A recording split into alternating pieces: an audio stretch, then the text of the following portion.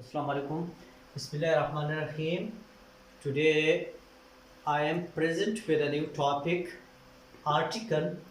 It is quite easy and interesting. It is both easy, interesting, and a little bit difficult, tricky. First of all, let's define what is an article. सबसे पहले हमें ये जानना चाहिए कि article होता क्या चीज़ है. So let me define it briefly. It is a part of speech. कभी कभार आप ये भी सुनते हो कि पार्ट ऑफ स्पीच जो है वो 9 है, लेकिन कभी कभार ये भी सुनते हो कि पार्ट ऑफ स्पीच 8 है. तो जब पार्ट ऑफ स्पीच 9 है तो ये भी आर्टिकल जो है ये भी पार्ट ऑफ स्पीच का एक टाइप है, तो एक पार्ट है. A part of speech, article एक पार्ट ऑफ स्पीच है that indicates specify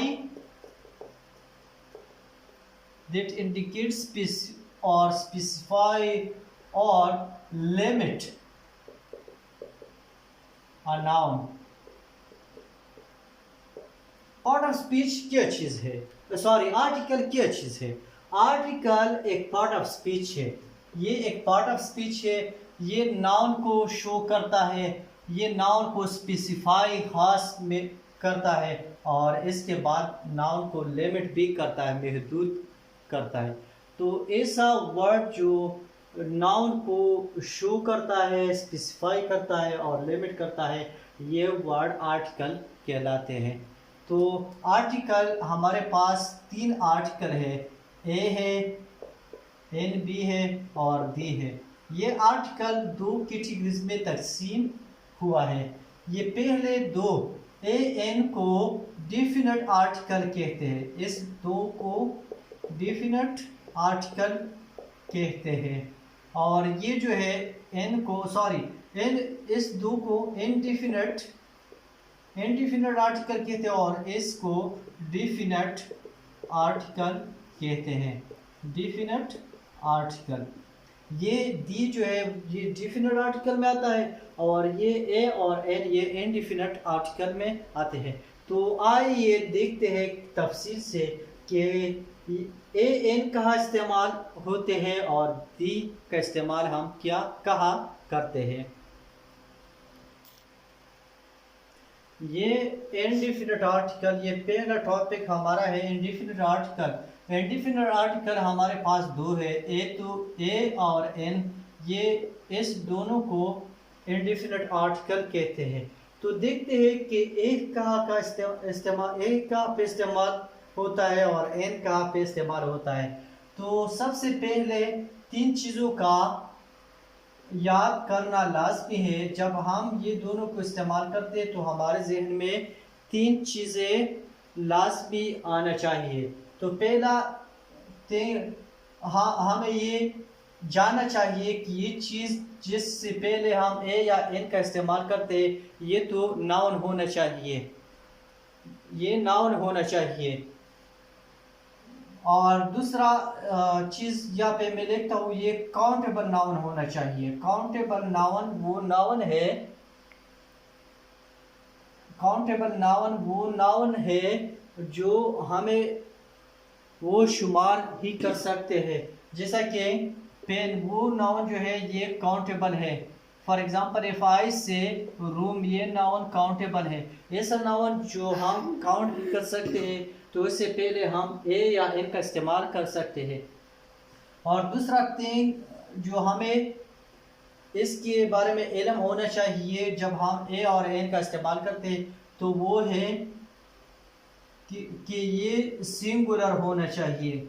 सिंगुलर का मतलब है ये नाउन जो है ये सिंगुलर होना चाहिए. सिंगुलर का मतलब है एक होना चाहिए.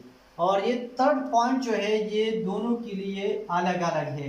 अगर पहला साउंड वावल साउंड हो, अगर वावल साउंड हो किसी वर्ड के स्टार्ट में, तो फिर हम एन का इस्तेमाल करते हैं. अगर कॉन्सोनेंट साउंड हो, अगर कॉन्सोनेंट साउंड हो तो फिर हमें ए का इस्तेमाल होना चाहिए। तो आइए देखते हैं एक एग्जांपल की मदद से। फॉर एग्जांपल जहाँ पे मैंने एग्जांपल लिखा, ही बॉट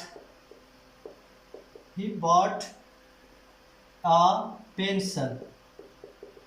या देखते हैं कि पेंसिल ये काउंटेबल नाउन भी है, एक शर्त तो सही है।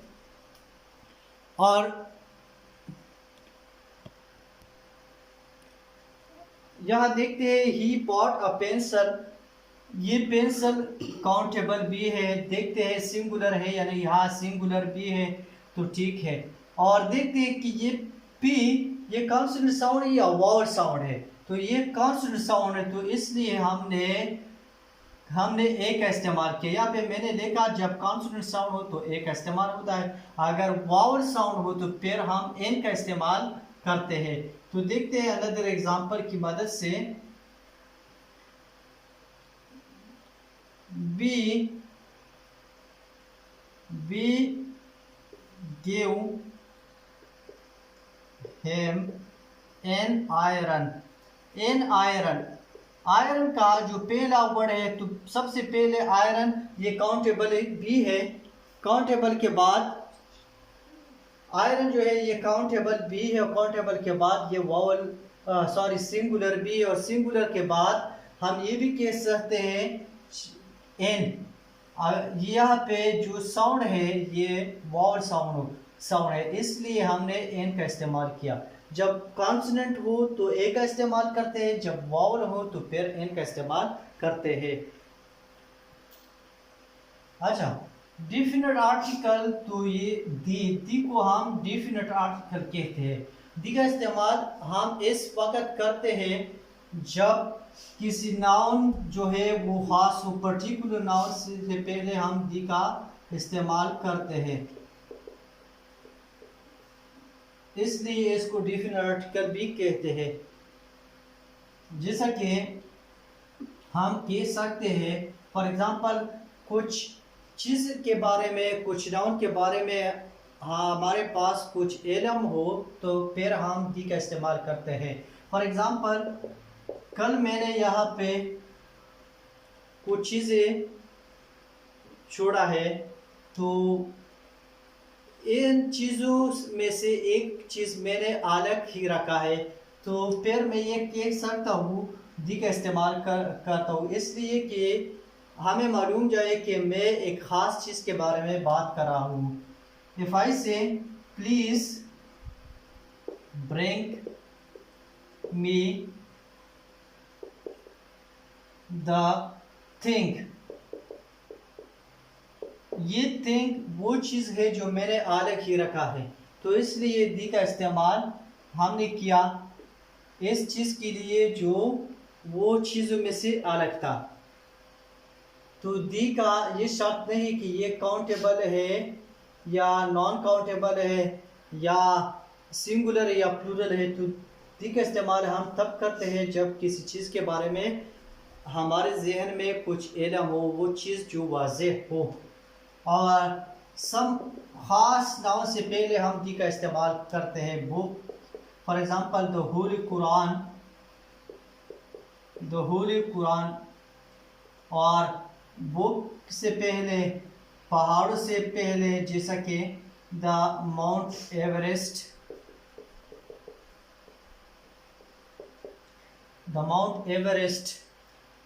और द पैसिफिक समंदरों से द पैसिफिक ओशन। तो इसलिए कि ये दी है, दी जो है हम पर्टिकुलर थिंग के लिए इस्तेमाल करते हो जो स्पेसिफिक हो। तो ये था आज का टॉपिक आर्टिकल के बारे में। I hope you would have understood the difference between the and A and N. Thank you very much. If you like this channel, please like it and subscribe it. Thank you very much.